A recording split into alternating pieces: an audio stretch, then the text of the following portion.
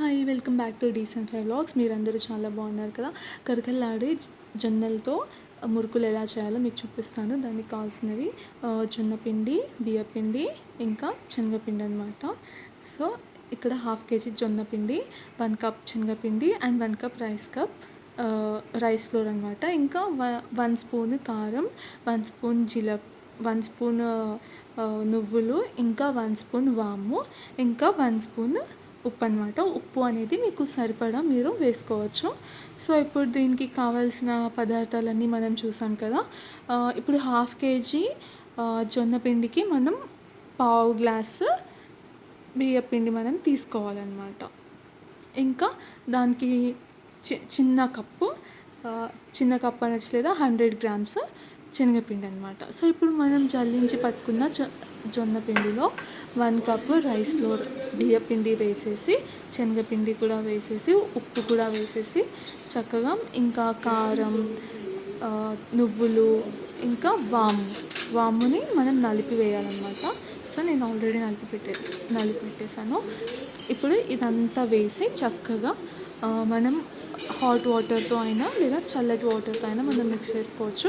నేనైతే హాట్ వాటర్తో మిక్స్ చేస్తున్నాను అనమాట. సో ఇప్పుడు హాట్ వాటర్ని ఇందులో కలుపుకొని చక్కగా ఒక పిండి ముద్దగా తయారు చేస్తాను. తయారు చేసిన తర్వాత ఒక 5 minutes మనం దీన్ని సైడ్కి పెట్టుకోవాలన్నమాట. లేదు ఇన్స్టెంట్గా కూడా చేసుకోవాలి అంటే కూడా చేసుకోవచ్చు.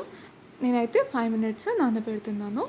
సో దీంట్లో మనం కొంచెంగా వాటర్ వేసి పిండి ముద్దగా తయారు చేసి మనం పెట్టుకోవాలన్నమాట. సో ఈ విధంగా చూపిస్తున్న విధంగా మీరు కొంచెంగా వాటర్ యాడ్ చేసుకొని ఇలా మొత్తం మనం ఇప్పుడు ఏమేమైతే మిశ్రమాలు కలిపేసామో ఈ పిండిలోకి, అవన్నీ పిండిలోకి చక్కగా కలిసిపోయేలాగా మొత్తం మనం స్ప్రెడ్ చేయాలన్నమాట.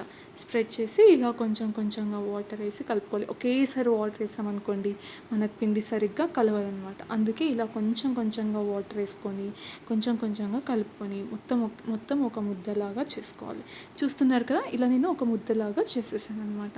సో ఇప్పుడు ఇంకొక సైడ్ మనం కడాయి పెట్టుకొని, కడాయిలో మంచిగా ఆయిల్ పెట్టుకొని ఆయిల్ హీట్ చేసుకోవాలన్నమాట. ఆయిల్ అనేది హై ఫ్లేమ్లో చక్కగా బాగా నూనె కాగబెట్టుకోవాలి. కాగిన తర్వాత ఇప్పుడు మనం ఒక్కొక్క ముద్ద తీసుకొని ఇలా మనం జంతికలు చేసే దాంట్లో ఫిల్ చేసేసుకొని చక్కగా మనం డైరెక్ట్గా ఆయిల్లో అయినా చేయొచ్చు. లేదు అంటే మనం సైడ్కి ఒక ప్లేట్ తీసుకొని అందులో ఒక టిష్యూ పేపర్ పెట్టుకొని దాంట్లో మనం ఇలా చక్రాలు వత్తి పెట్టేసుకొని చక్రాలు చేసేసుకొని దాన్ని ఒక్కొక్క చక్రాన్ని మనము ఆయిల్లో కూడా వేసుకోవచ్చు అనమాట. ఎవరికైతే ఆయిల్లో వేయడం భయంగా ఉంటుందో వాళ్ళు ఈ విధంగా నేను చూపిస్తున్నట్లు మనం ఇలా చేసేసి ఆయిల్లో వేసుకోవచ్చు అనమాట. సో ఆయిల్లో వేసిన తర్వాత దాంట్లో నుంచి బబుల్స్ తగ్గాయి అనుకోండి, అప్పుడు బాగా అది కుక్ అయినట్టు. ఇంకా మనం వెంటనే తీసేసుకోవచ్చు అనమాట.